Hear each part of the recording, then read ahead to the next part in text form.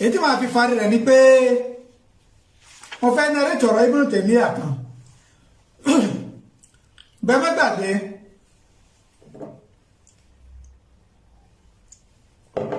nínú àwọn tó tako mọ́lídì nàbí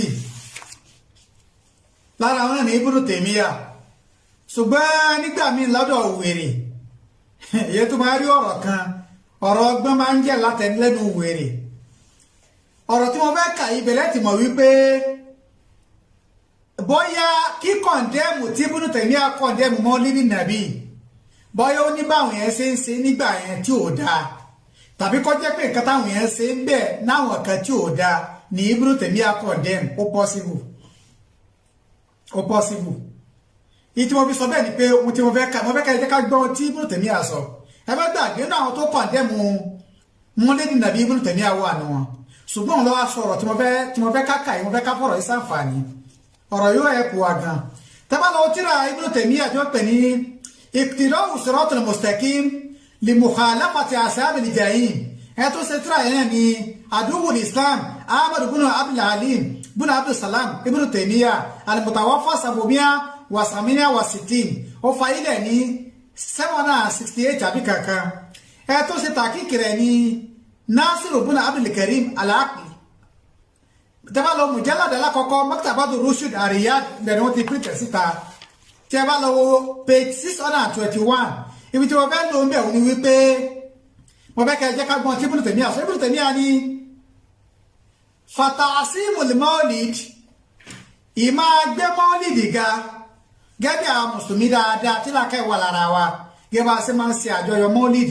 ìmá gbé mawlid tóbi wa itikasuhu mawsiman ìmá wa celebrate gẹ́gẹ́ bá ṣe máa ń celebrate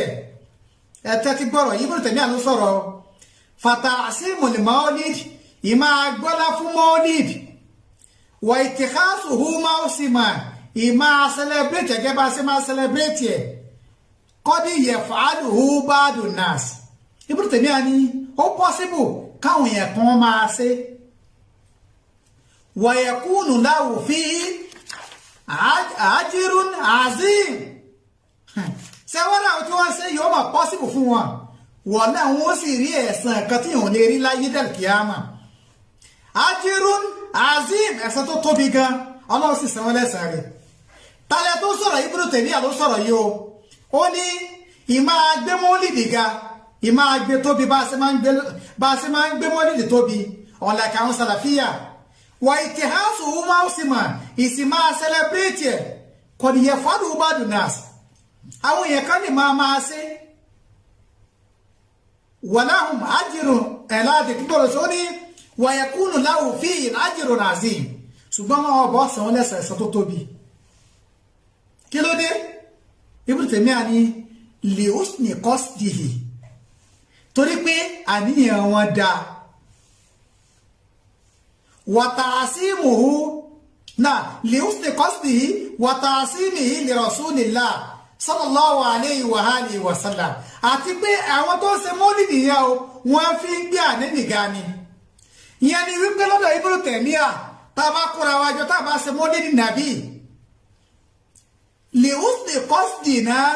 nítorí àníyàn wa dáa kìí ṣe pé a fẹ́ fi kó jọ kìí ṣe pé a fẹ́ fi gbé àwọn èèyàn lójú kìí ṣe máa fẹ́ fi gbé àdáadáalẹ̀ wọnú ẹ̀sìn à á ṣe láti jẹ́ káwọn èèyàn mọ pàtàkì ànábì wa Muhammad wa ta'simu Rasulullah sallallahu alayhi wa alihi wa sallam àti láti gbé ànábì wa Muhammad ga Ibn Taymiyyah ní wallahi lọ́dọ̀ ọlọ́run ọba ń tàrí ní ajirun asimun ẹ̀san tó tóbi ẹ̀mọ̀ ayánú Islam látọ̀dọ̀ Ibn Taymiyyah ó ní ó lẹ́tọ̀ọ́ ká ṣe mọ́lídì nàbí ṣùgbọ́n pẹ̀lú àníyàn wípé kó jẹ́ pé àníyàn dáadáa láàfin ṣe pẹ̀lú àníyàn pé kó jẹ́ pé mọ́lídì nàbí tá à ń ṣe o afẹ́ fi gbé ànábì wa Muhammad ga ni kì í ṣe pàtó fi gba ànábì wa Muhammad lórúkọ jẹ́ ilé lọ́gá àwọn sàlàfíà o a jẹ́ pé ìmá àtakò mọ́lídì nàbí tí Ibn Taymiyyah ń takò bóyá torí wípé àwọn kan tí wọ́n sí láyé lójú ayé Ibn Taymiyyah bóyá àwọn èèyàn ń ṣe àwọn àdáadáalẹ̀ kan bẹ̀ tá a lè ṣàfẹ́kù rẹ̀ bẹ́ẹ̀ ni kí wá sí torí àwọn èèyàn lẹ́fi wá pọ̀ dẹ́mu mọ́lídì torí pé Ibn Taymiyyah náà sọ wípé ìmá ṣe mọ́lídì nàbí o ìmá celebrate rẹ̀ o ajrun azimun èyí ò rí ẹ̀san tó tóbi ń bẹ̀ li husni qasdina torí pé à ń ṣe ìkàyẹ torí pé àníyàn wa dáa a sì fi ń gbé àníbì wa Muhammad ga ni Ibn Taymiyyah náà rẹ̀ o ẹ̀yìn tí àwọn sàlàfíà ń tẹ̀lé ní ṣókí Ibn Taymiyyah náà gbà palẹ̀ ṣe mọ́lídì nàbí ṣùgbọ́n pẹ̀lú pé ká sí pẹ̀lú àníyàn tó dáa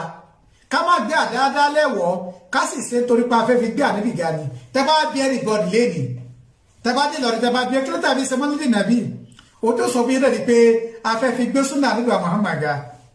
a fẹ́ fi kíkà àwọn aráyọ̀ ọmọ tí jà àníbì wa Muhammad tẹ́ bá dé kì í sí tẹ́ bá rí kí ló tàbí ṣe mọ́lídì nàbí wọ́n ní torí pé a fẹ́ fi gbé súnà àníbì wa Muhammad ga ni àsìkò káyọ̀ ọmọ tó jẹ́ súnà àníbì wa Muhammad sallallahu alayhi wa sallam ní sọ́kí lọ́dọ̀ Ibn Taymiyyah kò sí tó burú níbi ká ṣe